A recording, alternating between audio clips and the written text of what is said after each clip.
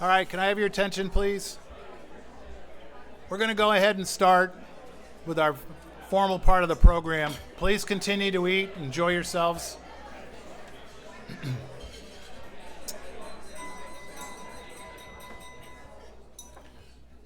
I want to acknowledge a few people. A lot of work goes into planning our event, and I'd like to recognize several people, especially from the VSGA, for all they do to make this event such a good time. Kirsten Roberts. Kirsten. Kirsten handles all the invitations. She worked with the club on all the details for our dinner. Chris Lang. Chris. Chris writes all the articles and the press releases and all the materials for our Hall of Fame. And along with Chris, Aaron Strickler. Where's Aaron?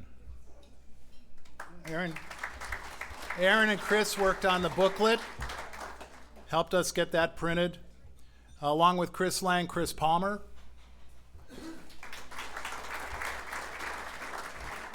And Courtney Hamlet. Courtney? Where's Courtney? They all worked on putting the presentation together. Christine Kleitz. Christine? Where's Christine? Christine's new to the VSGA, and she handles all of our finances, and we're certainly grateful for her being here. Josh Coates and Matt Smiley.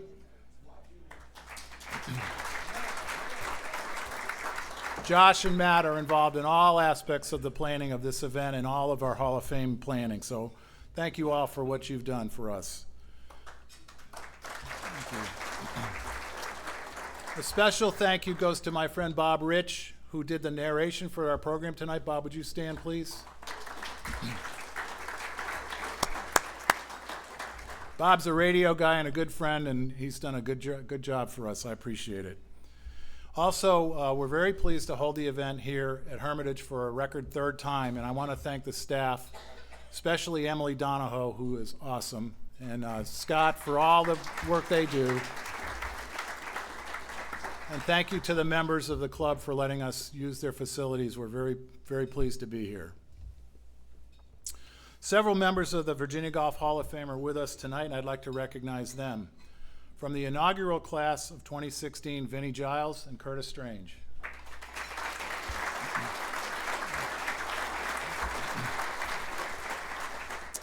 From the class of 2019, Tom McKnight.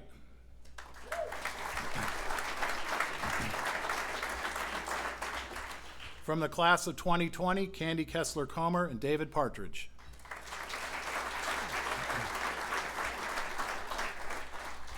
From the class of 2021, Dave King. From the class of 2022, Grace Ann Braxton and Phil Owenby. And from the class of 2023, Tom Barry.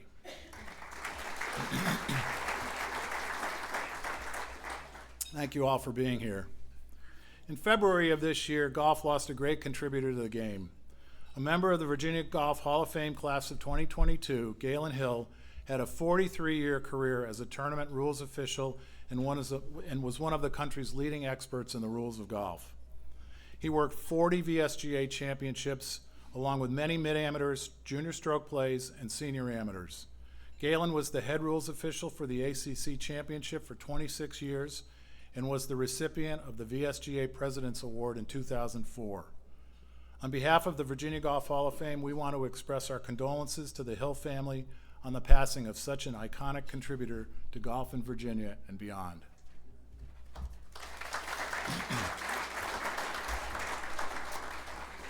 To guide us with our ceremony tonight, we're very fortunate to have Todd Lewis as our Master of Ceremonies. Todd has been a broadcast journalist for 35 years, dating back to his early days as an anchor and reporter in Winston-Salem, Wilmington, Spokane, Raleigh, and Orlando. After working as sports director for WKMG-TV, the CBS affiliate in Orlando, Todd was hired by Golf Channel in 2007. You'll see him in studio hosting Golf Central and Golf Today, but Todd spends most of his time on the ground at the biggest events in golf. He's at every major championship, the Players, team events like last year's Ryder Cup, presenting the prominent storylines happening in the game of golf. Ladies and gentlemen, please welcome Todd Lewis.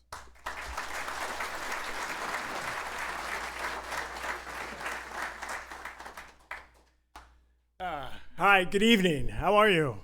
Good. Can everybody hear me in the back? Yeah, there's some things I'd like to say, and some of them might be important, probably not, but we'll see. I am super honored to be here. And I say that because I grew up not too far from Virginia, just south of the North Carolina-Virginia line, in a small town called Reidsville, North Carolina.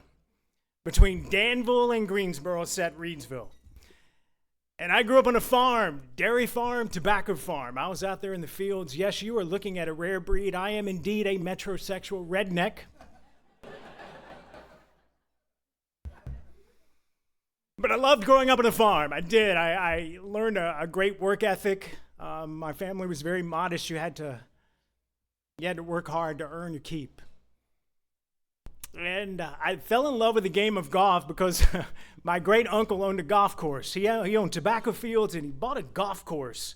And I can tell you this golf course, well, let's just say it was not a country club. Indeed, it was a club in the country. But I would save my money and I would cross the North Carolina-Virginia line. And I hope some of you know this golf course because it meant a lot to me as a kid growing up. Goodyear Golf Club. So Goodyear Golf Club in Danville, Virginia was owned by the Goodyear Company. There was actually a Goodyear tire plant right beside the golf course. And I loved playing that golf course. It was the toughest 6,100-yard golf course you're ever going to play. So I know what Virginia offers from a golf course perspective, and obviously with the people in this room, from what the contributions are to the game. So as Gil was talking about, well, basically my family history was you went to high school and you graduated high school, and some in my family did actually graduate high school, and then you went to work on the farm. Well, I was weird. I was into the arts and writing and creativity and athletics. And although I wasn't good enough to play golf at a higher level, I wanted to be involved in sports and hopefully golf at some point. So I graduated from college, went to college with a journalism degree, bounced around the country, ended up, as Gibbs talked about, in Orlando, and Golf Channel hired me in 2007. So in 2008, I'm out on the PGA Tour, and I'm like, man, how about this? So I've been working there, and this is my 17th year now. And one of the things that I look forward to every year that I hope you guys are familiar with is live from. Whether it's live from the Masters, live from the US Open, live from the PGA Championship, live from the Open, live from the Players, live from the President's Cup, or live from the Ryder Cup. We have a great team. Let me run down the characters on this team. We start with Rich Lerner. If you know Rich Lerner, he's one of the original hires at the Golf Channel. When the Golf Channel started, he was in their first year. Passionate about the game, knowledgeable about the game, understands television and understands what viewers want. Really dedicated to us. And sitting right to his left is Brandel Chambly. I heard a giggle. People often ask me, what's Brandel like? And I say, man, you know, he's kind of a cross between a wannabe Wyatt Earp and a wannabe Walt Whitman. But he is very, very dedicated and always, I mean, literally, he will take a legal pad out at major championships and be there when the first wave is going off, and he'll write down 18 lines, and for that player, fairways hit, greens hit, how many putts. He's totally dedicated. And he gives off these funny lines like, man, that guy can hit it straighter than you could point. Yeah, and so he's obviously a gravitating figure with us. And sitting beside him is Paul McGinley. Now, Paul McGinley is not from the United States. He's Irish, which is a wonderful attribute for us. He often looks at Brandel and says, hey, Brandel, you don't know what you're talking about. But Paul has been a major force in the Ryder Cup. He is a player. And in 2014, he was the captain of the European Ryder Cup team that won at Glen Eagles in Europe, kept that streak alive for Europeans winning on home soil.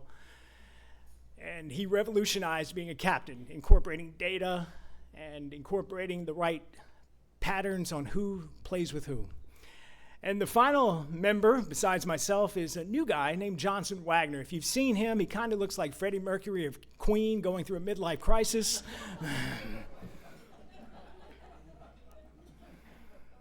But he has been such a vibrant, fresh breath of air for us. If you watched him this year, if you watched live from, he would go out and recreate shots, and generally those shots are around the green or close to the green, wedge shots.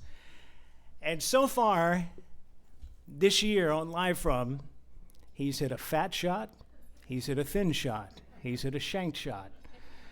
And this is a 3-time PGA Tour winner. And he comes back to the TV compound. He's so embarrassed, and I tell him, "It's like, man, let me just tell you, you have grown in popularity by hitting those shots. If you'd have knocked it to 2 feet, because we can relate to that, right?"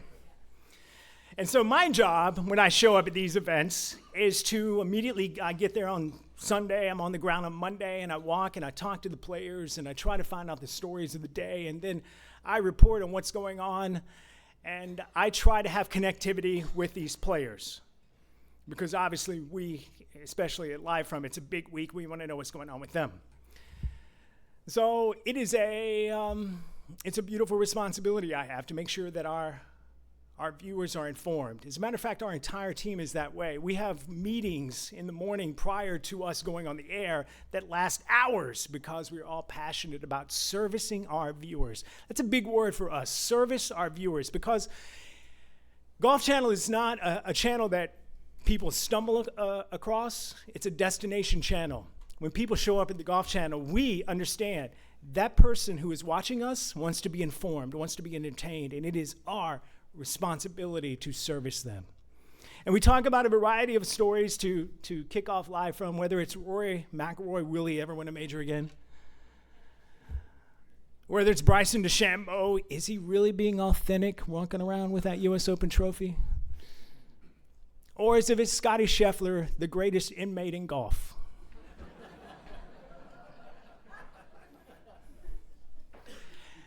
But we have talked a lot about Scottie Scheffler this year, and Scottie has been a dominant force in 2024. As a matter of fact, his season is over. He was number 1 in the FedEx Cup standings. As a matter of fact, I have a list of things that he was number 1 at this year on the PGA Tour. Hang on, let's see here. All right, bear with me. Like I said, number 1 in FedEx Cup standings, number 1 in strokes gained total, number 1 in strokes gained tee to green, number 1 in strokes gained approach, number 1 in distance from the edge of the green, number 1 in greens and regulation percentage, number 1 in approaches from 150 to 175 yards, approaches from 50 to 125 yards, approaches from 100 to 125, approaches from 75 to 100, approaches from inside 100 yards, number 1 in putting average, number 1 in scoring average.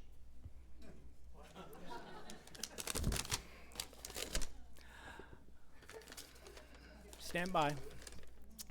Number 1 in birdie average, number 1 in par breakers, number 1 in par 4 better or birdie leaders, number 1 in par 4 birdie or better percentage, number 1 in round 1 scoring, number 1 in round 2 scoring, number 1 in round 4 scoring, number 1 in par 5 scoring average, number 1 in front 9 scoring average, number 1 in back 9 scoring average, late scoring average, year-to-date par or better streak, and number 1 in money, making officially $29.4 million.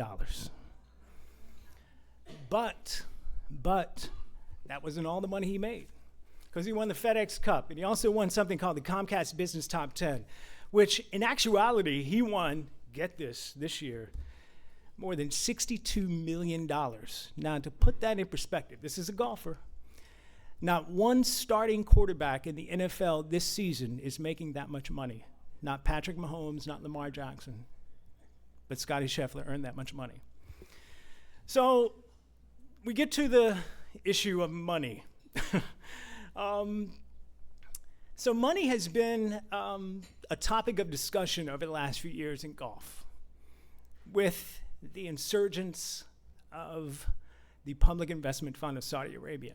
And people ask me all the time, what's going on between Live Golf and the PGA Tour? Well, to study what's happening right now, and maybe in the future, let's go back in history. So this originated in 2019 when a group of investors in South Florida wanted to create something called the Premier Golf League. And they went to some Saudi investors to try to get some money. And the Saudi investor said no. Well, the PGA Tour actually did an analysis of PGL, the Premier Golf League, and found them not to be a threat. And so they said, okay, not a problem. Well, the Saudi investors, and many of them were involved in what is called the Public Investment Fund of Saudi Arabia. And the Public Investment Fund of Saudi Arabia is led by a guy named Yasser Al-Rumayyan, who's a big golf fan. And so he said, this Premier Golf League is kind of interesting, but we should start this ourselves. And so they started thinking about a way to get involved in golf and actually reached out to the PGA Tour saying, hey, we would be interested in possibly partnering with you to create something different, a team aspect, or something else internationally.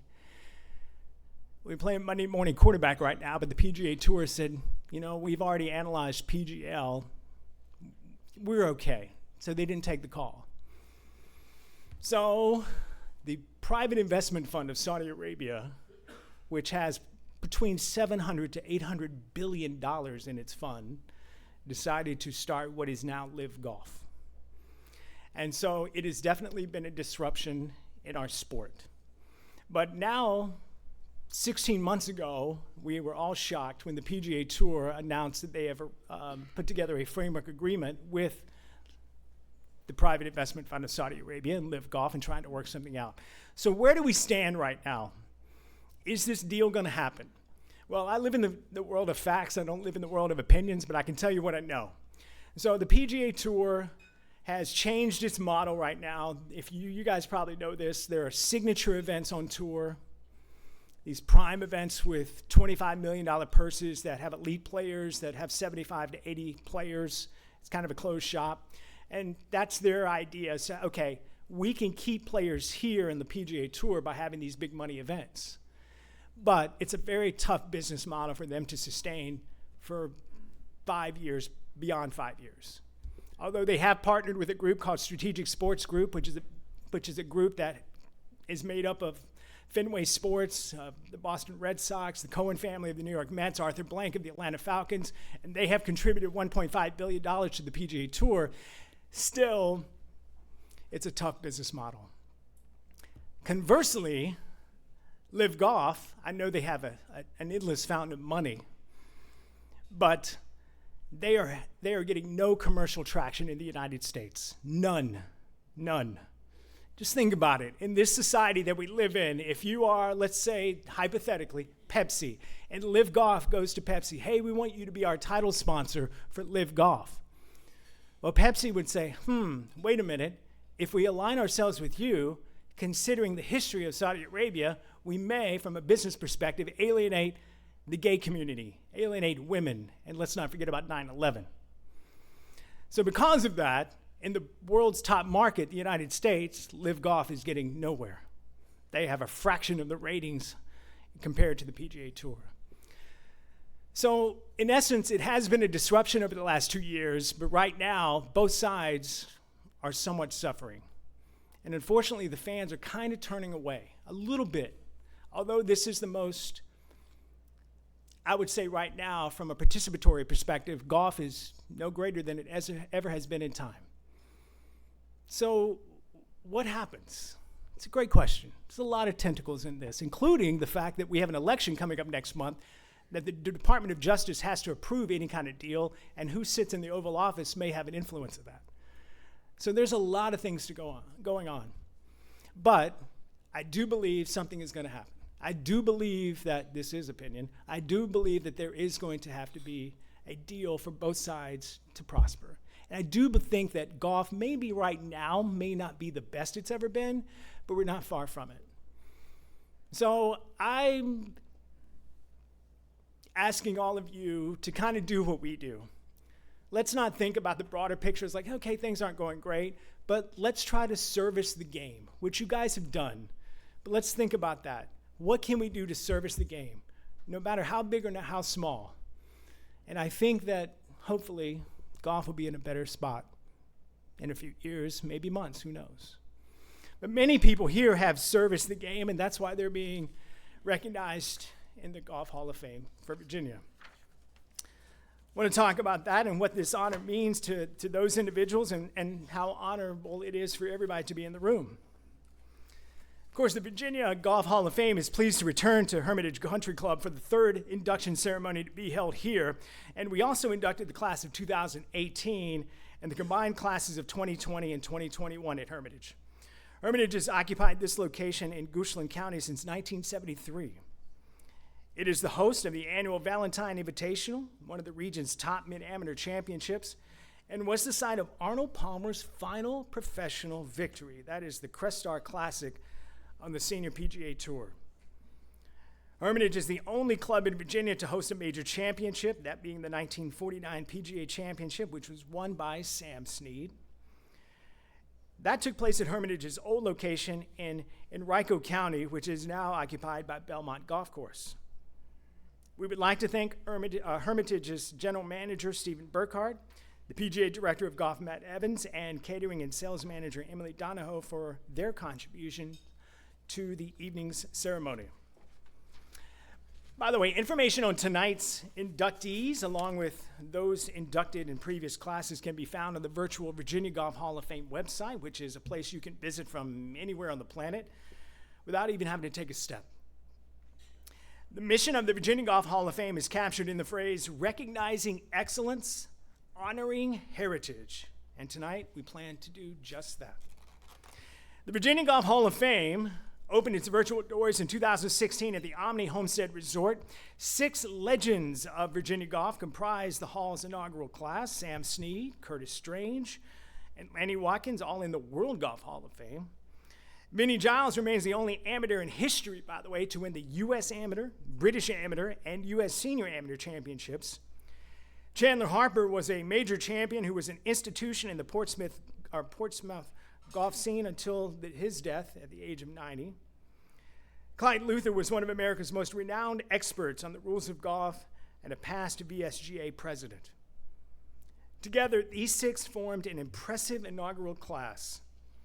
Of course, beside me on stage here, you'll see photos of every inductee of the inaugural class and the Virginia Golf Hall of Fame.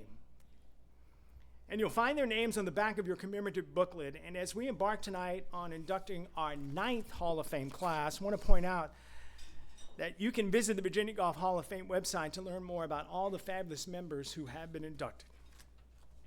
Also tonight, we unveiled the wall right here, featuring the inductees of the class of 2024. And you'll find out more information on each inductee in the booklet at your tables this evening. And if you've not already done so, you will also notice that some of the members of the hall have already signed their names on the booklet, so you don't have to stand in line after dinner to get an autograph. And we begin with our first induction, and that being Jane Mack. In her prime, Jane Mack was as dominant as anyone in the Virginia women's golf scene. Consider some facts. Jane is the only player to have won the VSGA Women's Amateur Championship in 3 different decades, emerging victorious in 1977, 78, 1982, and 1992. She also reached 3 additional finals and was a 5-time stroke play medalist or co-medalist in the event. She was the VSGA Women's Stroke Play Champion in 1978 and won 15 Richmond Women's Golf Association City Amateurs from 1970 to 1996. For a sustained period of time, if you wanted to win, you had to go through Jane Mack. Golf wasn't Jane's only love, however. A fierce power-hitting competitor on the course, Jane demonstrated a gentler side as an art teacher in Henrico County for 37 years. She graduated with a bachelor's degree from Queen's University in Charlotte, North Carolina, where she's a member of the school's Sports Hall of Fame. And she later earned a Master of Fine Arts in Painting from VCU. In 1971, Jane was honored as Richmond's Undiscovered Artist of the Year.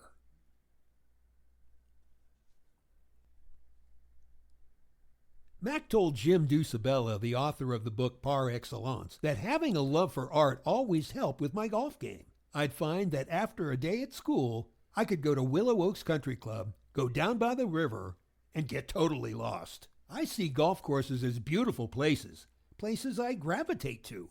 Willow Oaks is also where Jane met instructor George Bird, who helped develop her game. She told Dusabella that one of the things I'm most thankful for regarding him is that he didn't teach me how to play women's golf. He taught me how to play golf. Mack eventually moved here to Hermitage Country Club, where her competitive career flourished. She won her first VSGA Women's Amateur in 1977, defeating Robbie King Unger, a class of 2018 Virginia Hall of Fame inductee. Jane captained the Virginia's team in the annual matches against the Carolinas twice, and played on the team 28 times. She competed in 3 U.S. Women's Amateurs and 3 U.S. Women's Opens. In her spare time, she gave back to the game by volunteering with the VSGA, working on course ratings, and helping as a rules official. Jane was inducted into the Virginia Sports Hall of Fame in 2009 and died in December 2016 at the age of 72. George Mack, Jane's brother, will now come forward and be presented with the Mack's Hall of Fame certificate.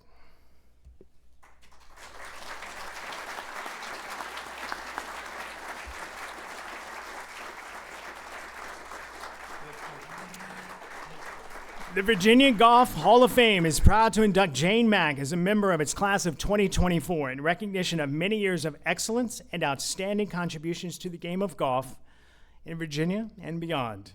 Presented on this day, the 22nd of October, 2024. Thank you. Our grandmother lived in Luke's. My mom's from Luke's. So if you know that one. So I'm quite a bit younger than my sister Jane. My first recollections of her was she was in Queens College, as they said. Give me a minute. George Bird, as they said in the video, had a liking to Jane, saw something in her, and really mentored her to be the golfer that she was when she passed away. However, she didn't talk a whole lot about her golf, not at home. Of course, I'm a lot younger, like I said, and I grew up in a different era than she did. But she never really talked about golf. We had a house of trophies, I knew that, but that was about the extent of my knowledge of her playing golf. And even today, tonight even, Mary Alice Keeney asked me if Jane ever told me the stories of her travels and her escapades and whatnot. And I had to look at her and I say, no, she really didn't. It wasn't until I was reading her obituary that I heard all this stuff about what she had done. So on behalf of my brother, who's over here too, I'm very honored to accept this recognition on Jane's behalf. Thank you to the VSGA. Thank you to the Virginia Golf Hall of Fame. I'm sure she would love to be here.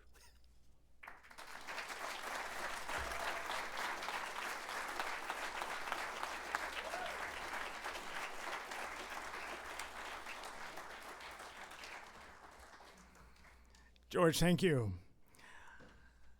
Our next inductee is Tom Strange. And before we recognize Tom's accomplishments, Robbie King Unger, who is a member of the class of 2018, wanted to share some thoughts about Tom. And here's what I'd like to read. My thoughts of Tom Strange return to over 65 years ago. My dad was stationed in Norfolk, and schools were closed due to racial tensions. I spent long days practicing at Sewell's Point Golf Club.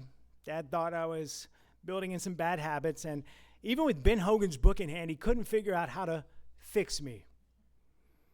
We drove to Bidewee Golf Course for a lesson with Chandler Harper. Now, Mr. Harper was very generous with his time and spent a long time watching me hit balls, then talking to my dad. Tom Strange was also there. I don't remember Chandler Harper's words for he talked to Dad, but I do remember Tom Strange. I have no idea what he said to me, but I remember how he made me feel. He made me feel as though my game was important. He made me feel like I could become a good golfer. He made me feel as though I mattered. He cared about a pudgy, freckle-faced teenage girl. At some point, there was raucous noise coming from the other end of the practice range. Two youngsters were loudly roughhousing. Tom turned and said, "Boys, get up to the clubhouse and get some lunch." Alan and Curtis scampered away. Tom Strange. The Polaroid camera is an antique, a relic of a different time. It was also a useful part of Tom Strange's teaching toolbox. J.P. Leigh, who will be inducted later in this Hall of Fame class, tells a story of Tom taking a Polaroid of someone's swing to help the student visualize what he or she should be doing with their golf swing. Years before TrackMan and video monitors became ubiquitous, Strange's use of visual cues were way ahead of his time. You couldn't wait to take a lesson from Tom Strange, Leigh said in Jim Dusabella's book Par Excellence. Tom's amateur career began in his hometown of Cincinnati. He moved to Norfolk in 1951 for a Coast Guard assignment and quickly assimilated into the local golf community. 6 years later, he became just the fourth amateur to win the State Open of Virginia, which was played for the first time in 1924. After trailing by 7 strokes entering the final round at Ocean View Golf Club, Tom surpassed Harold "Shorty" Oatman, the pro at Norfolk Naval Station, and shot a 6-under 64 to win the 18-hole playoff by 8 strokes. Tom turned pro in 1958 when he was offered the head golf professional job at Elizabeth Manor Golf and Country Club in Portsmouth. Tom won 3 VPGA Opens and a VSGA Open between 1963 and 67 and competed in 6 U.S. Opens. He was highly respected both as a player and a teaching pro, particularly by younger players. Tom was inducted into the MAPGA Hall of Fame in 1997 and the Virginia Sports Hall of Fame a year later. Tom died at age 38 in June 1969 after a 10-week battle with cancer. At that time, Tom's twin sons, Curtis and Alan, were 14 years old. His daughter Ann was 10. After his passing, Ed Rogers, a reporter for the Norfolk Ledger-Star, wrote, "I never heard an unkind word cast in his direction. He was loved by all who knew him." Alan and Curtis, Tom's sons, will now come forward. They've relinquished their roughhousing to be presented with their father's Hall of Fame certificate. Gentlemen.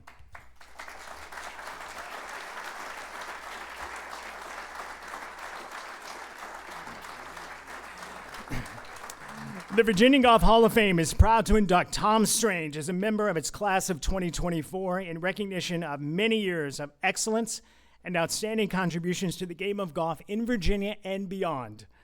This being presented on the 22nd day of October, 2024.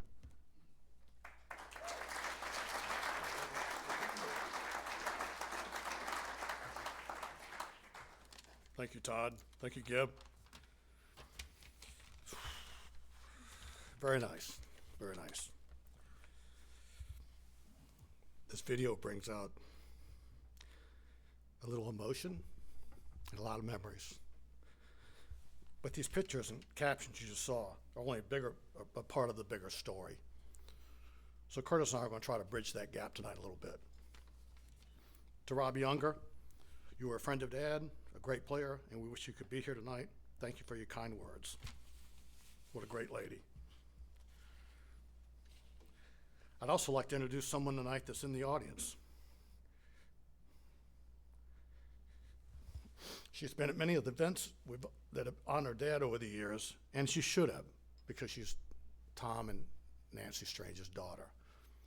And Ann Strange Kern is the sister of Curtis and I. Would you stand up, please?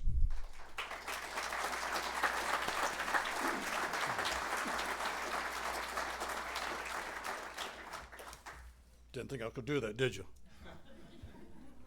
First and foremost, seriously, congratulations to Jane Mack, Robert Wrenn, and J.P. Leigh for being inducted tonight into the Virginia State Golf Hall of Fame. What a great honor for 3 great people in their careers. I'm going to speak for Dad tonight. Curtis and I both are going to speak for Dad tonight a little bit. And I can assure you, he will be very proud to be going in the hall with the 3 of you tonight. Well done.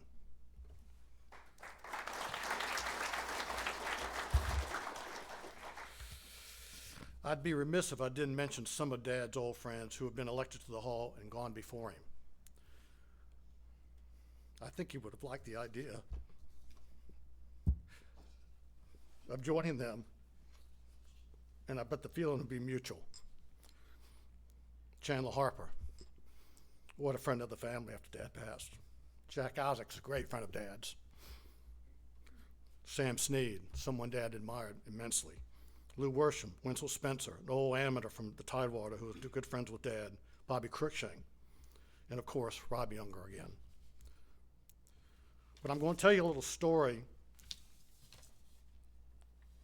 of why Dad would feel so honored tonight. In 1997, Dad was inducted to the Mid-Atlantic PGA Hall of Fame.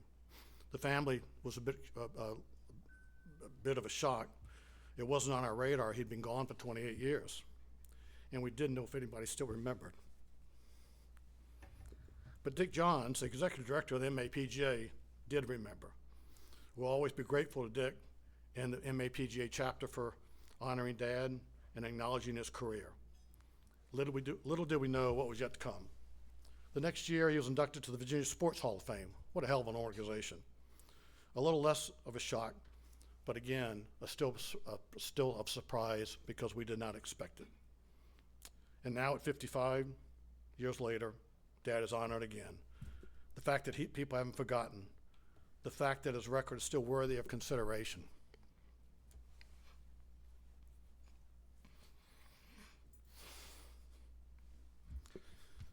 This would make him most proud, again, because people remember.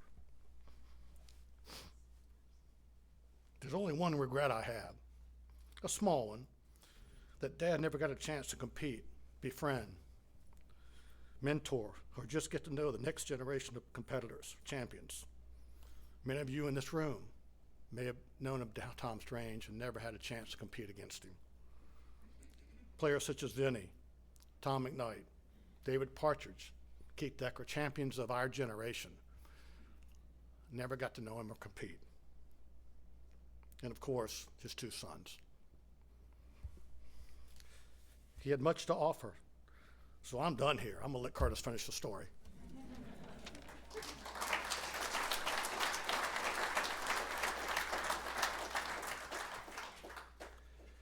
Thanks so much for that, Alan. That I thought I was going to do okay. I first want to thank Gib and everybody with the Hall of Fame. What a wonderful evening. Thank you all for coming. It's really been a fun seeing people I haven't seen since, in many cases, since amateur golf.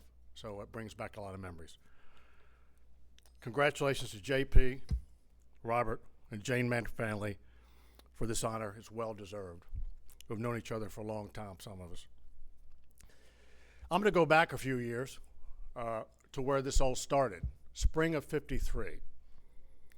My dad was dating my mom. I'm going to say my dad and mom. It was really Tom and Nancy, but Dad was dating Mom. He had said a little bit to her that he played a little golf. Well, her father, Clarence Ball, was a pretty good stick, 6 handicap at Princess Anne. Jordan, her brother, 17 at the time, was well on his way to become a hell of a player. Bit cocky, I must say, too, I understand. So fast forward, my mother arranges this game. They're on the first tee at Princess Anne. And they want to have a little game, so my grandfather goes over to Tom and says, so Tom, what do you think you'll shoot? Now he's come up with this raggedy old leather bag. His clubs weren't quite as nice as the other two, so they had no idea. So what do you think you'll shoot? And my dad says, well, I've never seen the course. I don't think I'll probably break par. Can you imagine what Jordan was thinking at the time? You probably can't repeat it out here tonight. But they went off, had a nice day. Everybody played well, and Dad shot 68. Later that afternoon, my grandfather, it's rumored, but I truly believe it, my grandfather was running around Princess Anne telling everybody who would listen, my daughter's going to marry that boy, okay? Well, they did marry 1 year later. And 1 year after that, Alan showed up. I say Alan because, you know, They didn't know I was in there until a few days before Mom gave birth. I'd been cooking for 8.5 months, and they wouldn't let me out, okay?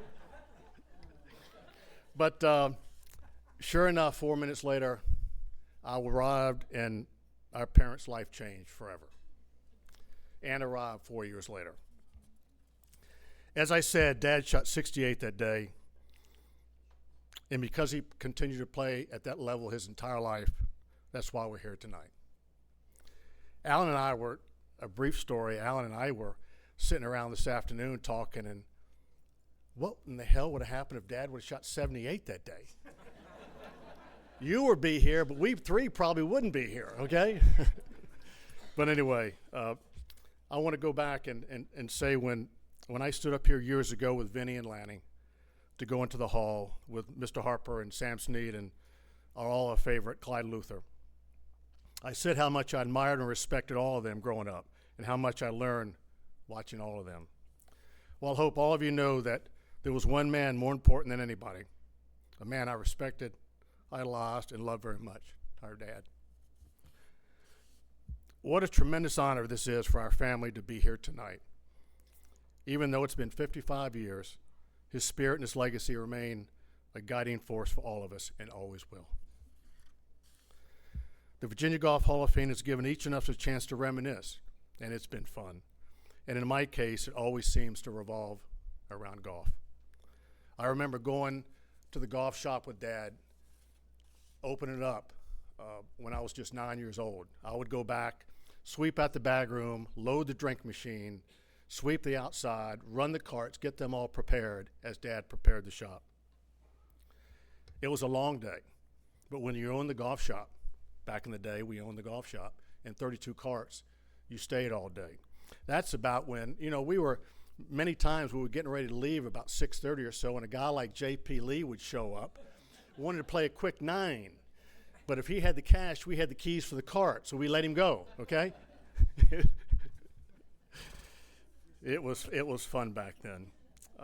One more memory I have that I especially hold on to is when Dad returned from the U.S. Opens in 64, 67, and 68. Now, he'd already played in 3 as an amateur, but we were impressionable, getting close to, really playing enjoying the game, Adam and I. And he would come home, he'd bring us a scorecard, a bag tag, and a hat.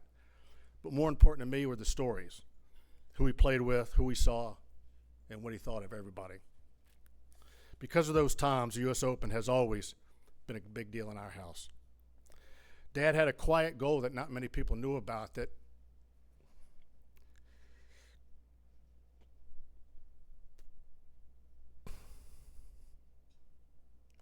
one day he would play well enough in the Open to qualify for the Masters. He had a joy for the game that was infectious. He really, truly loved to play. So as you can imagine, all this instilled a deep love for the game in our family. Finally, what we're doing here tonight is honoring and teaching a little of our golf history in Virginia with J.P., Robert, and Jane Mack. But to the strangest in the balls, you're honoring a husband and a father at the highest level. Thank you for remembering.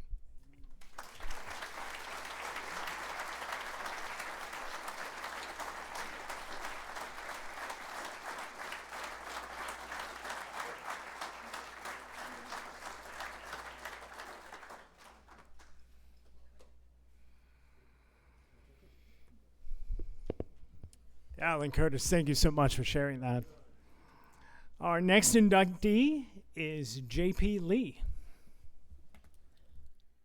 Speaking of fellow 2024 Virginia Golf Hall of Fame inductee Jane Mack, J.P. Leigh recounted a story when he played around with Mack.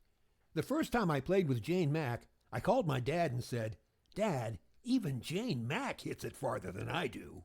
Distance is relative for Leigh, one of Virginia's most accomplished golfers, who's made his name for stellar play around the green. He learned at an early age that he was never going to be a long hitter. He took lessons from Tom Strange, who essentially told him to embrace his strengths. "So here's what you need to do," Strange told him. "Use your time chipping, putting, hitting bunker shots around the green. If you do that, With the talent you have, you're going to be a very good player.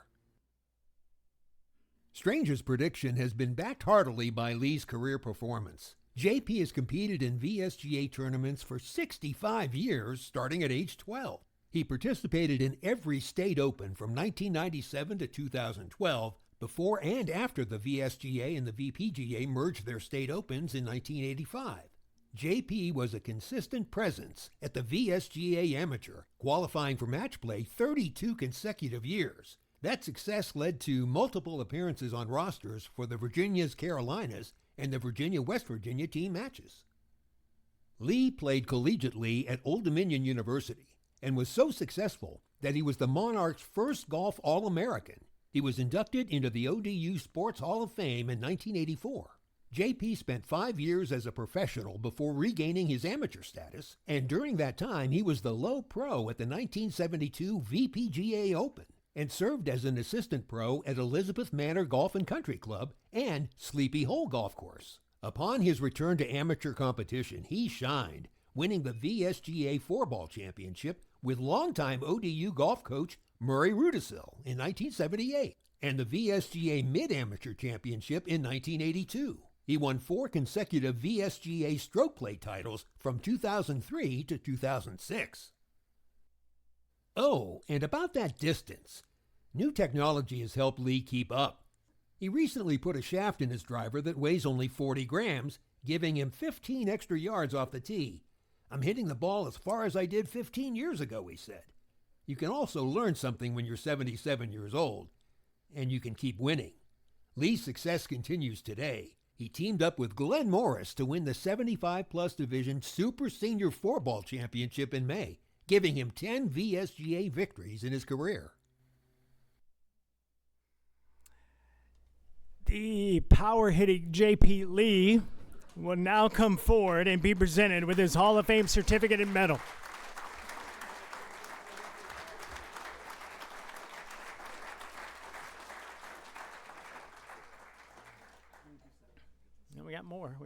And we got more. Yeah. The Virginia Golf Hall of Fame is proud to induct JP Leigh as a member of its class of 2024 in recognition of many years of excellence and outstanding contributions to the game of golf in Virginia and beyond. Presented on this 22nd day of October, 2024. Congratulations, JP.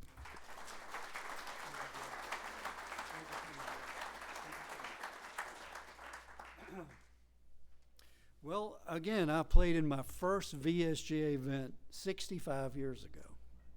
So the VSGA has been a tremendous part of my life. And my mother was in the Virginia Hall of Fame and also the National Hall of Fame for duck pin bowling.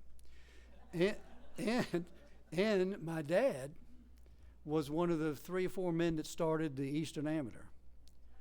So you can see when Gib called me, I was so excited. It's such an honor. And I've had so much fun with it. It's just so much fun. And I have so much fun with my friends to tell them over and over again because, some of them are 79 and 80 and they forget. And I tell them, hey, do you know I'm going to the Hall of Fame? And next week, hey, do you know I'm in the Hall of Fame? Well, yeah, but my good buddy over here, Glenn, says, stop it. I've heard enough. And how about my buddy over there, Mr. Beck, and his son, what he's done in the last month?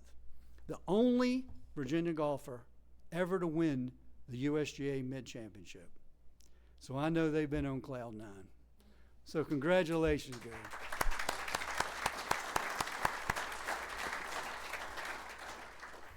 Tom Strange gave me my first golf lesson in 1958.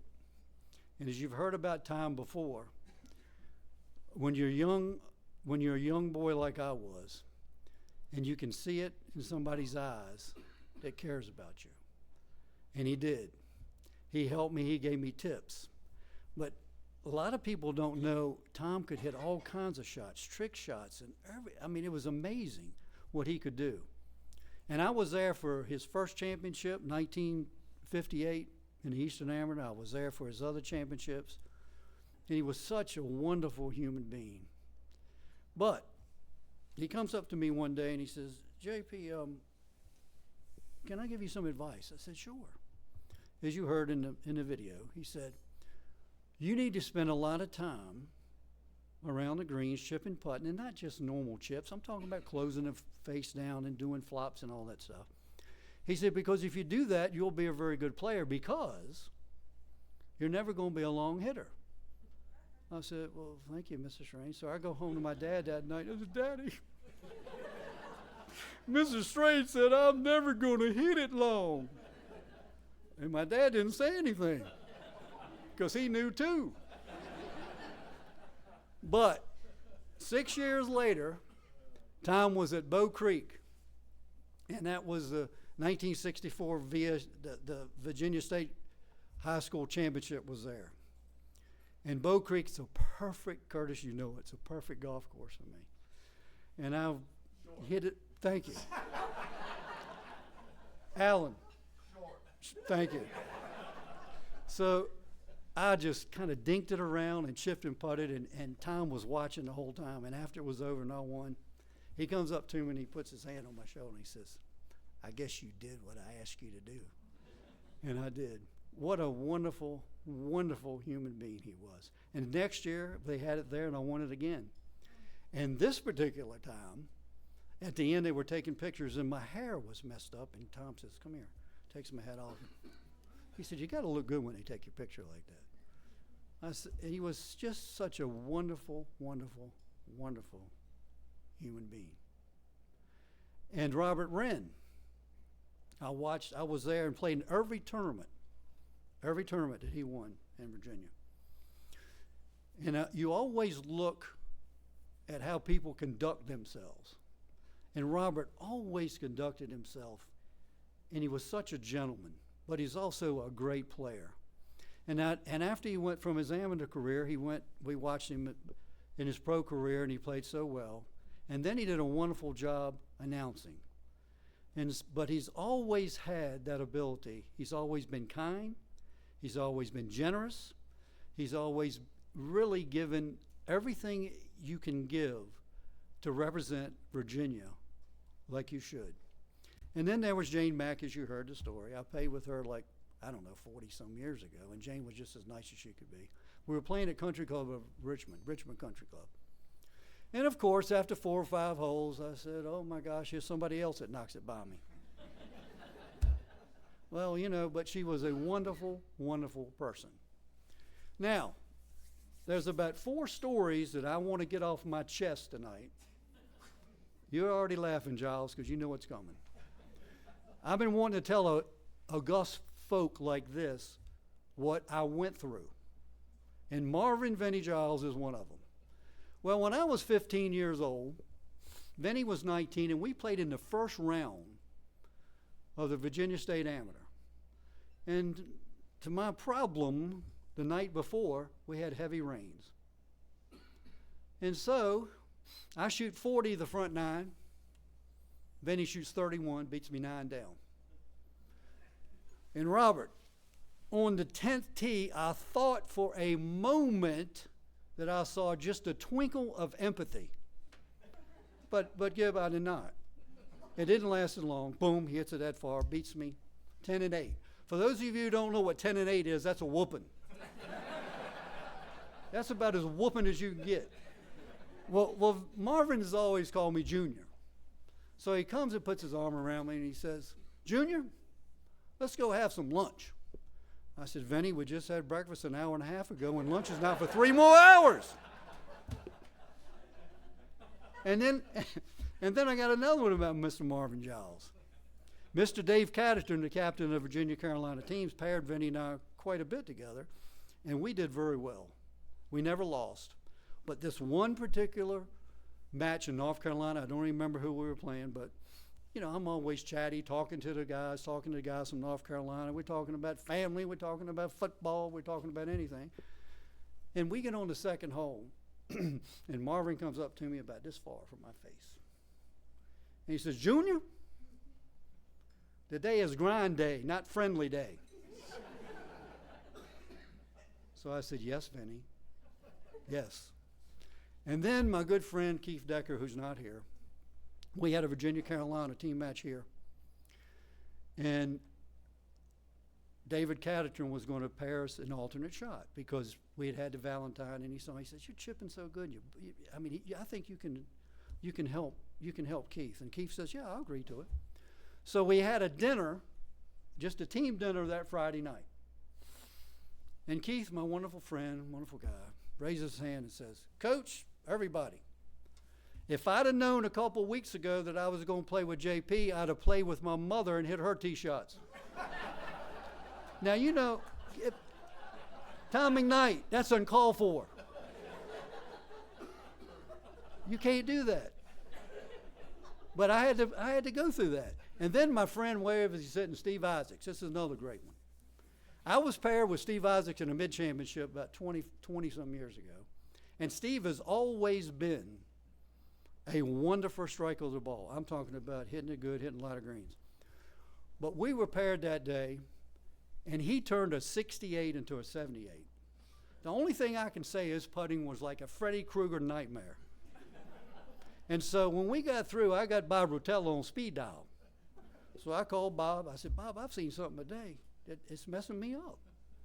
What do I do?" Now, so Bob's supposed to be, the greatest psychologist golf that ever was, right? There's a little pause there. He said, "Well, how about the next time you play with him, don't watch?" I said, "Wow, Bob, that's really great. That's wonderful." So you see, you get to know what kind of things I've had to go through. But my final story is a great story, and you're going to love it. It's with my friend Matt Smiley. Matt Smiley was in charge of competitions about 15 years ago, and we had the West Virginia team matches at Cascades. And it had rained the day of practice round, so we didn't have one.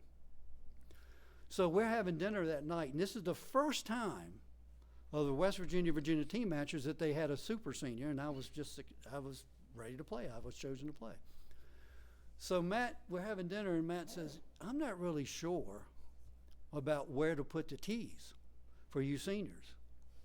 Ooh, Matt, I can help, baby.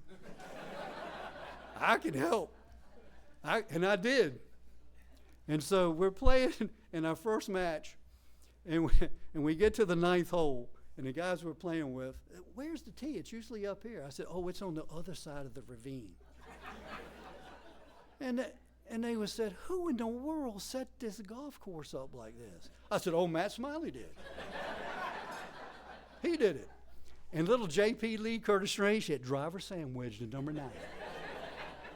I mean, just about 80 yards from the green. Special.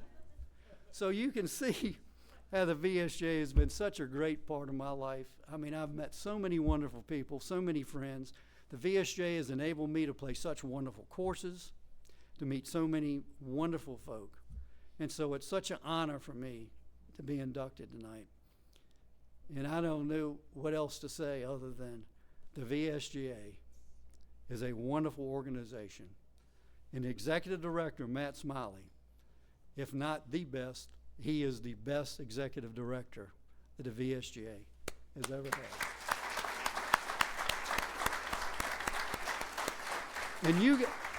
And the VSGA does so many wonderful things, and you're such a wonderful organization.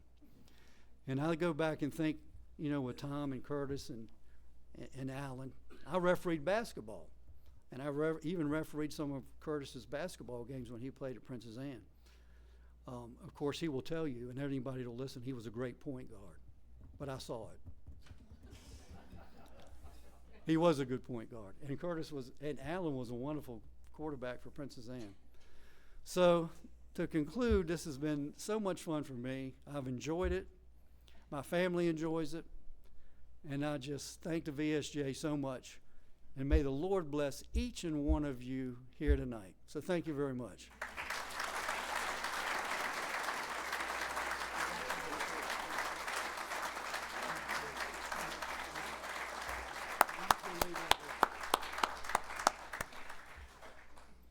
It's good to have JP come out of his shell.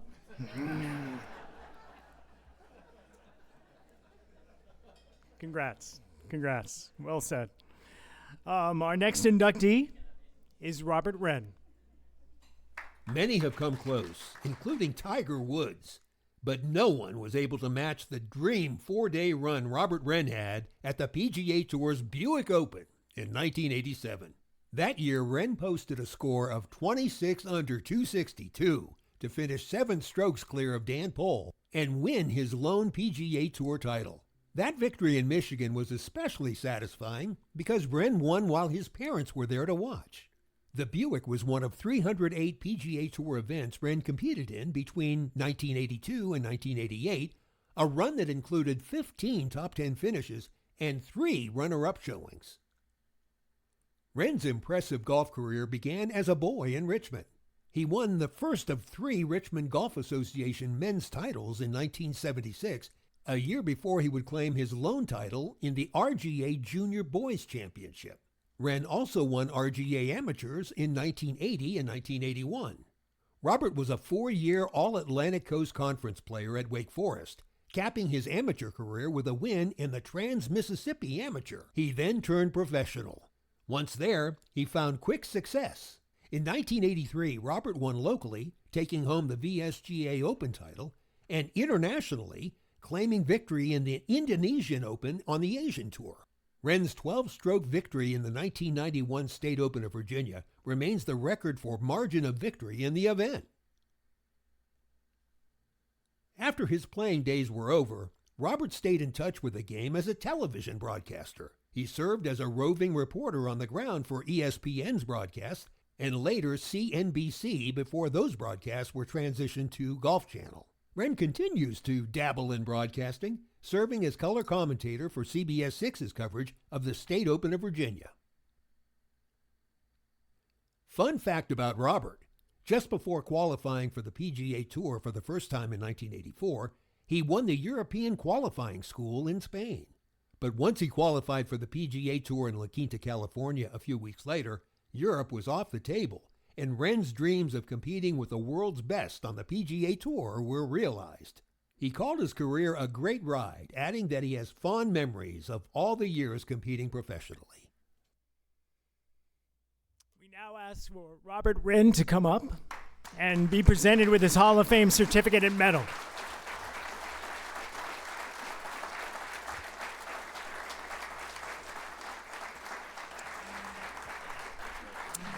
The Virginia Golf Hall of Fame is proud to induct Robert Wrenn as a member of its class of 2024 in recognition of many years of excellence and outstanding contributions to the game of golf in Virginia and beyond.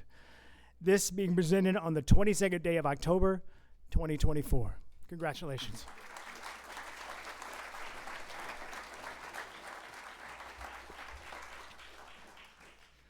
First of all, thanks everybody for being here tonight. It's always so much fun to come to this, even before my own induction, because this is a celebration of golf in the state.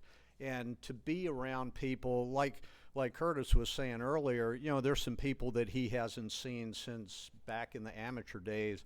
I look forward to this every year just because I get to see so many friends that I'd competed with over the years and so many people that I just love to see, even if it's just this once a year. So thanks everybody for coming out. You know, this is, for me, I'm humbled, I'm honored by this. To the Strange family, you know, congratulations to your dad. I know how much that means. I'm going to talk a little about my dad because he was pretty special too. He wasn't a very good player, but he was pretty special. But I think, you know, George Mack, you know, Jane was, she was a heck of a player. George and I were in the same high school class together. And he's correct. I think there were times that I came into class and said, "Hey, that was great playing your sister did." And he was like, "What are you talking about?" I have no idea. But that's the way she was. And she was absolutely phenomenal. And JP, congratulations to you. Well deserved. And you have been an incredibly tough competitor over so many years. And I think people would think that because of the length that you hit it, that you would be an easy pushover. Not so much. Not so much. Not that I'm going to bring up the length thing, but I'm just saying. Gib, many thanks to you and all the efforts that you put into the State Golf Hall of Fame over the years. You and the selection committee, I know it's a difficult job every year, and you guys have so much passion for this and so much dedication. We really appreciate that. I think everybody here would agree with that. It's been, I know it's a labor of love, but it's still a lot of work that goes into it. So I'm very blessed to be in this position for many reasons. You know, as Warren Buffett would say, he says, you know, just by being born in the U.S., you've already won the lottery. And I think I would double down on that and say if you were born in the U.S.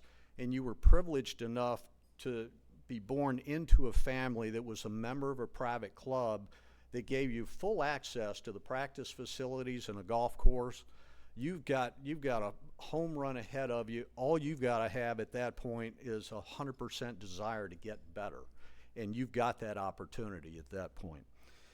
So my dad became a member of the Country Club Virginia in the late 60s. Now, believe it or not, for those that are members here now, this would be hard to believe, but the initiation fee back then was $800. What are the dues now? Anyway. But at that time, he was a vice president of Richmond Office Supply. And a vice president of a Richmond office supply didn't make the kind of money that you could throw away $800 on anything. And so it was something that I'm sure that my mom was probably thinking, what are you doing joining a private club? We've got 3 young kids that are coming along. But long and short of it was my uncle, who was an orthodontist here in town, he was already a member there. My dad wanted to join because he wanted to be able to play golf with my uncle and some other friends. So he joined. And as I got into golf, all of a sudden for me, baseball, which I loved, and soccer, which was kind of a close second, they went by the wayside. I loved playing golf. I couldn't wait to get out there each and every day. And the way it would work, the progression was then that my dad in the summers would drop me off at the golf course. We lived over on South Side here in Richmond, and his office was downtown. At that time, the Huguenot Bridge was about the only way to get to downtown. So he would drive by the West Hampton course, drop me off at 8 o'clock in the morning, and then he would come back and pick me up on his way home at night. So I'd be out there all day. And to add a little bit of irony to where we are tonight here at Hermitage Country Club, Matt Evans, the director of golf here, his dad got me started in golf. He was my first instructor.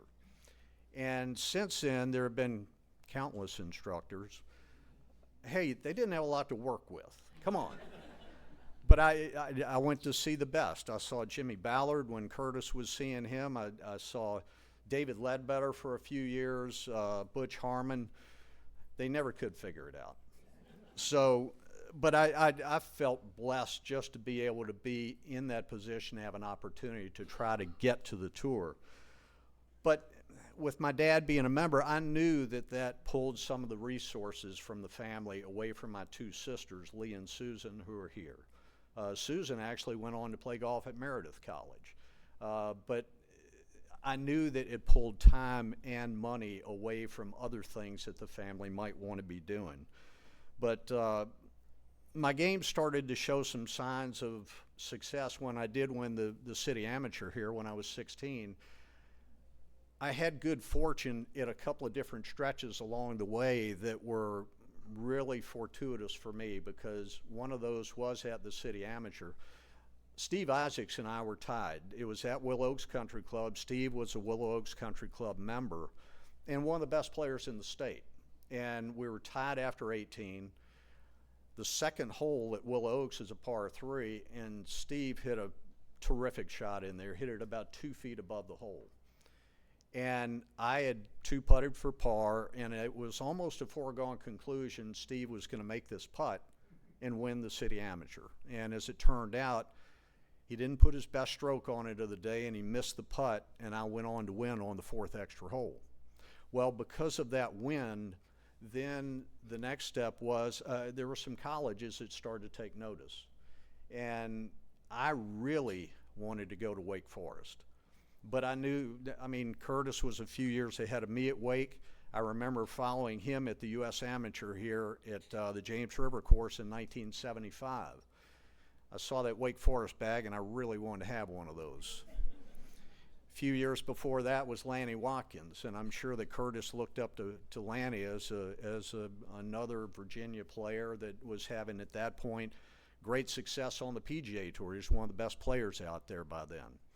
So I really wanted to get out, go play at Wake Forest. I had an opportunity to play at University of Virginia too, but I thought, if I want to play with the best players, I need to go to where the best players are at that point, and I thought it was going to be at Wake Forest.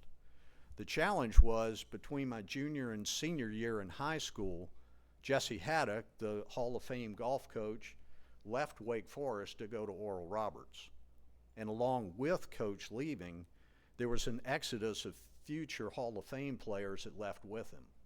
And of course, then Ron Roberts comes up to coach Wake Forest from Georgia Southern and left a few openings in the lineup, which gave me an opportunity to go to Wake Forest. But the story gets better because halfway through my freshman year, Ron Roberts got fired from Wake Forest, and guess who they hired to come back? Jesse Haddock. So I had the opportunity to spend 4 years with Coach Haddock. Well, in the spring of my freshman year, we had 3 tournaments over spring break, and I thought, I was kind of in a lock to be able to play in all 3 of those because I was the number 4 or 5 player. And we're on the way down to Pinehurst for the first tournament, and Coach told me that he was going to hold me out of that first event. And I couldn't really figure it out, and he said, you're playing okay, you're just not getting a lot out of your game right now. I want you to stand and walk with me and watch the players, watch their mannerisms, watch how they carry themselves. And Curtis knows as well as anybody, Coach Haddock didn't have a clue about anybody's golf swing. He was useless. But as far as understanding human nature and understanding what makes people tick, I don't know that there was anybody any better than he was. And so I stood with him and watched him, and of course, through all that, I had to, work my way through the cigarette smoke that he was bellowing out through one cigarette after another. But, I learned a lot through that process. I learned a lot of the things that I was not doing well. And later that spring, I ended up winning the Chris Schenkel Invitational, which was one of the bigger tournaments of the collegiate schedule that year. And I won it in a playoff. And the guy that caddied for me, another teammate that caddied for me in the playoff, was Scott Hoke. And ironically, 11 years later, Scott Hoke beat me in a playoff at the Las Vegas Invitational. I got to tell you, I'm still a little salty about that one. There were a number of players that came up to me the next couple of weeks and said, "Really? You let him beat you?" But I felt like, there have been countless people along the way that have obviously helped me along with everybody else that's had any success in golf. And, one of the first people that I can remember that I really held to a very high standard was the first executive director of the VSGA, Wallace McDowell.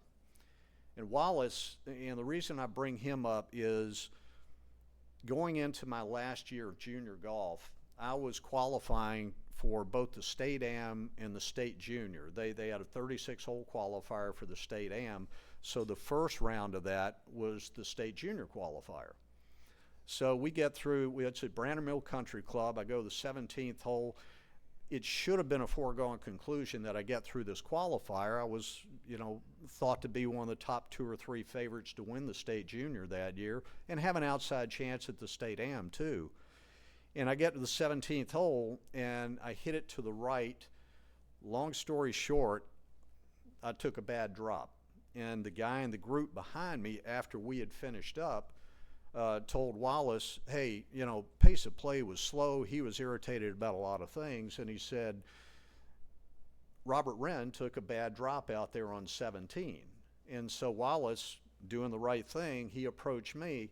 I'd already signed my scorecard. I'd already left the scoring area. And so he said, we've got a problem here. Let's go out and take a look at where you took that drop and what the situation was. So we go out to 17. I watched it or told him about it, shot by shot, and he said, you are disqualified. You took an improper drop. And I know for him, that was really hard for him to say that, because he knew that I was one of the best players, and he knew that this was going to be a hard thing on me. We went back up to the scoring area, went off to the side. He said, come here, I want to talk to you about this.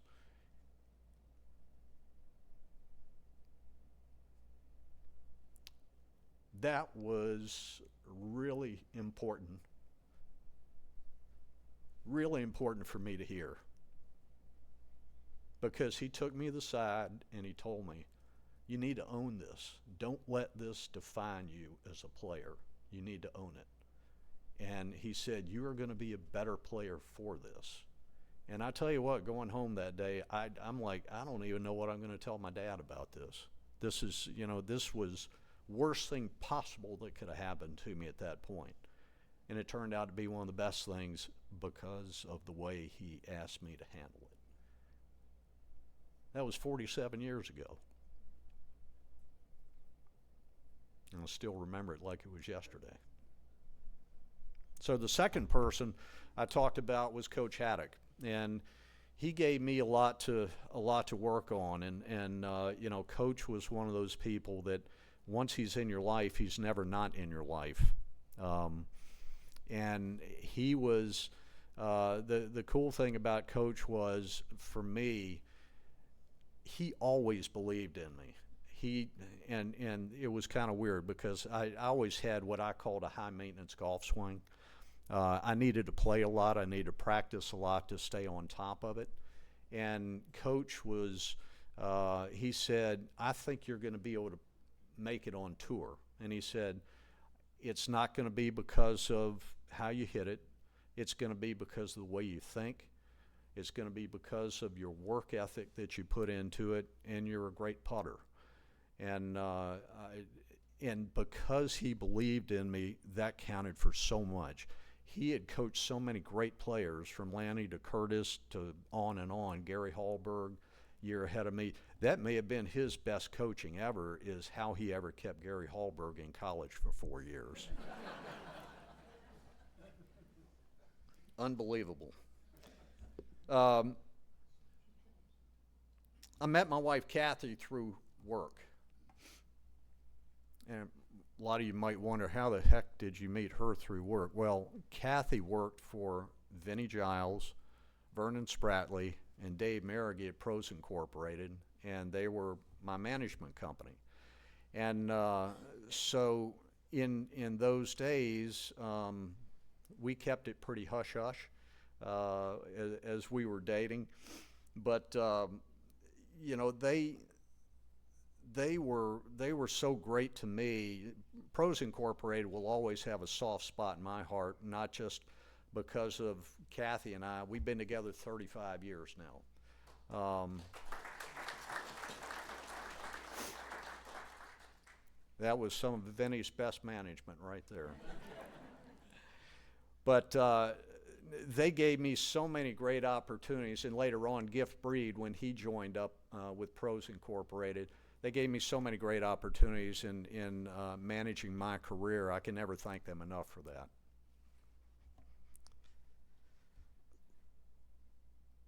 For those of us that have been fortunate enough to be able to play on the tour, our families have been an integral part of all that.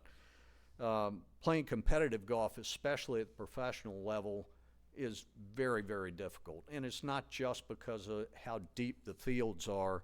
It's because you're constantly traveling and you're constantly separated from family. There was one particular time, I remember when the boys were very young. I think they were 2 and 4, 1 and 3 at the time.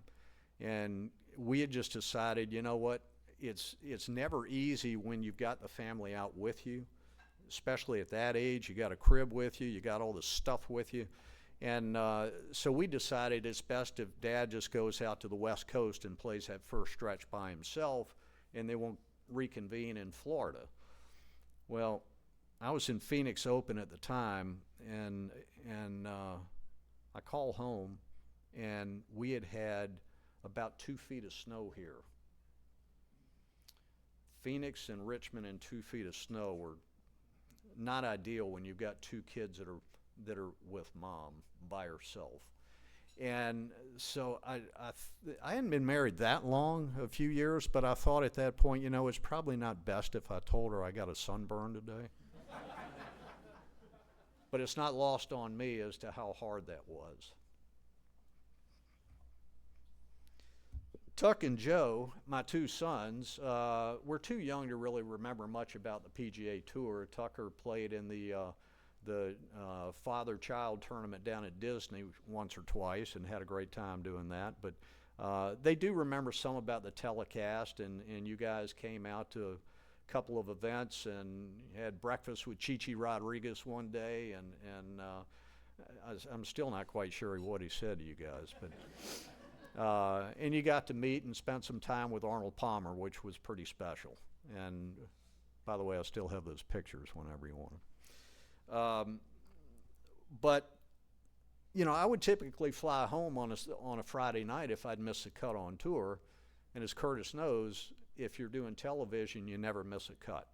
You're always out there for the weekends. My last year, and I wasn't doing network television, I was doing cable. So my last year doing telecast was 2003. I did 33 events that year. And Todd can relate to that, because that's you're constantly on the go. And so, by the time I finally came home for good, I realized how much time I'd spent away from you guys. The last summer that I was on the road, Tucker played a lot of Little League baseball in those days. He had 16 games that summer, and I got to see 3 of those. And I said, you know what, life's too short. I got to get off the road.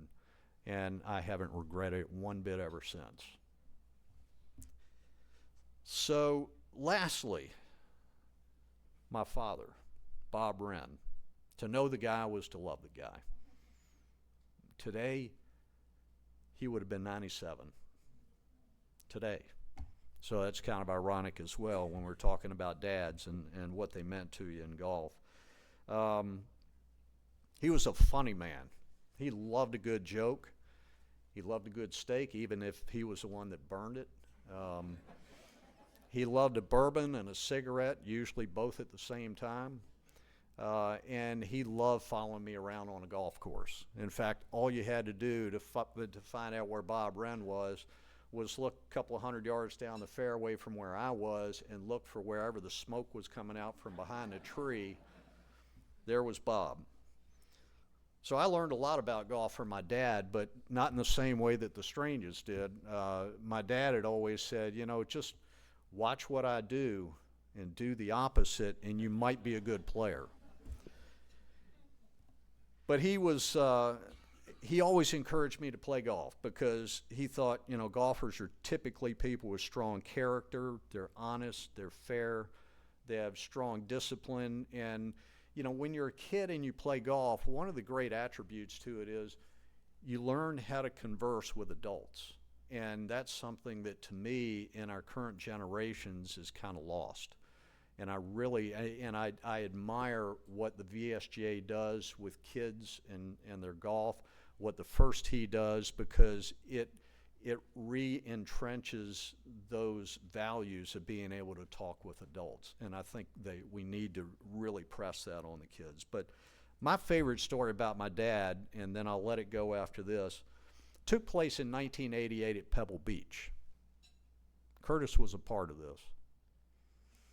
So in 1987, when I won the Buick Open, I then had the opportunity to invite an amateur partner. And so naturally, I invited my dad.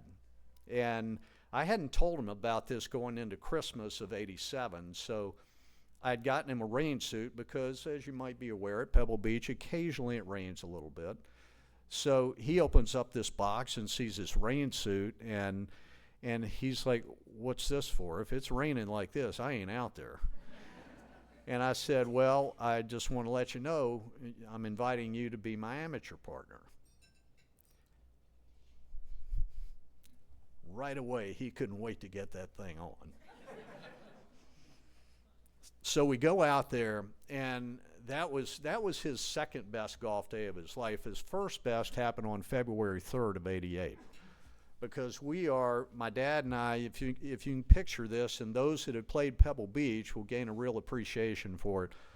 We're standing on the 16th tee, and we're waiting to tee off. And it's just my dad and me playing Pebble Beach. It's a perfect day.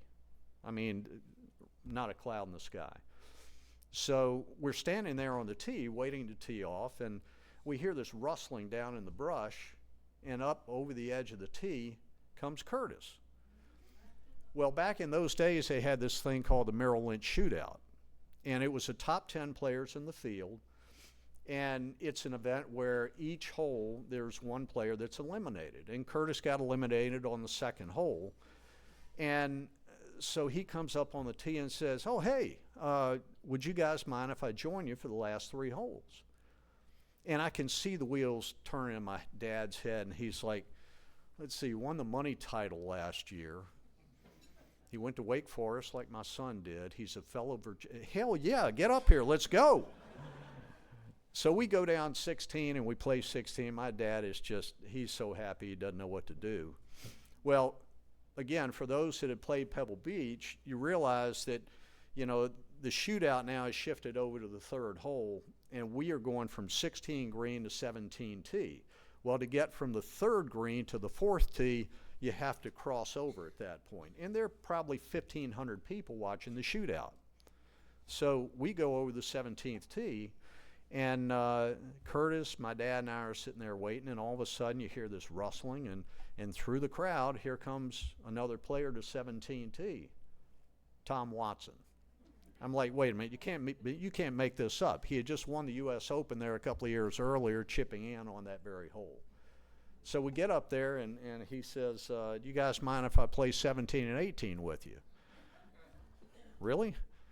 So my dad gets up there with his trusty 5-wood, got a little breeze in our face. The whole location's on the far right. He whips his 5-wood in there like this. The Merrill Lynch Shootout crowd goes crazy. And, Curtis and Tom are looking at him like, really? That's unbelievable. So we get up there on the green, and the 3 of us are chipping around, and my dad is going to finish off this story that he's going to tell everybody. So Penn comes out, he knocks in his birdie, he's proud as a peacock. He goes over to 18T. We join him over there. So Curtis tees up a ball. He's taking a practice swing. We're waiting for the group in front. And Watson comes over, and he looks at Curtis and says, the hell are you doing? And Curtis is like, what are you talking about? And he says, Bob's up. He made a 2 back there. Get off the tee. Takes his driver and swats Curtis's ball off the tee. I think my dad flew up the 18th hole. Best day of golf ever. In closing, I'm extremely grateful and humbled by this induction. It's an absolute thrill. But I'll say there's someone else in my family who should be in a Hall of Fame but never will be.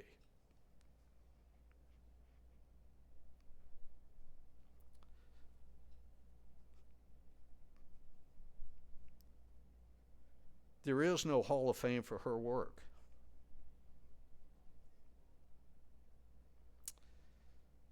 My wife, Kathy, has been working with families who have loved ones dealing with substance use disorders through her nonprofit for the past 5 years.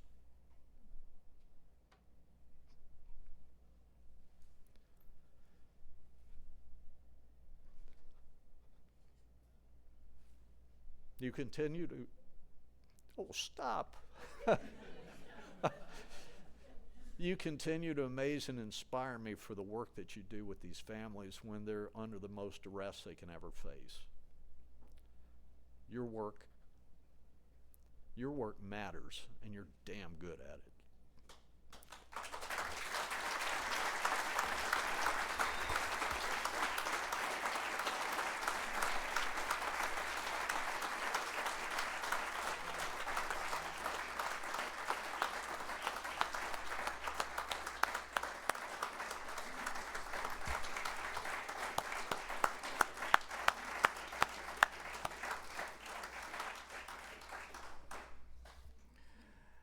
that's how you close. How about one more round of applause to the Virginia Golf Hall of Fame's class of 2024, Jane Mack, Tom Strange, J.P. Leigh, and Robert Wrenn.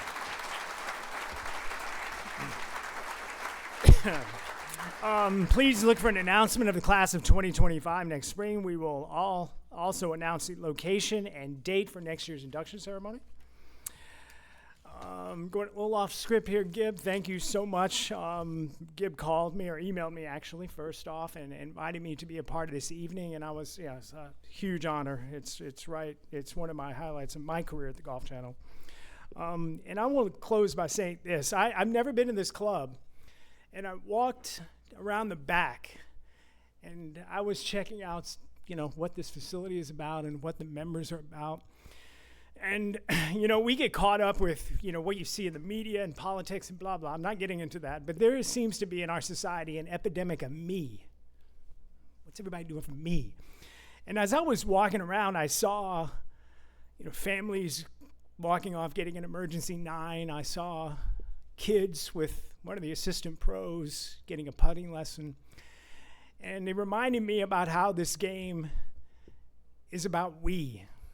And I'm very honored to be a part of the greatest game ever, and I'm very honored to be in this room that represents the greatest game ever and also represents the great state of Virginia, which in the last couple of months has had the Solheim Cup, the U.S. Mid-Am, just last week, a playoff event in the PGA Tour Champions. So I am super humbled to be a part of this room. Thank you for having me here. Thank you for letting me be a Virginian for a day, and thank you all for attending. You're all invited to join us back in the Jefferson Hall for a post-ceremony reception, and have a wonderful evening. Thank you.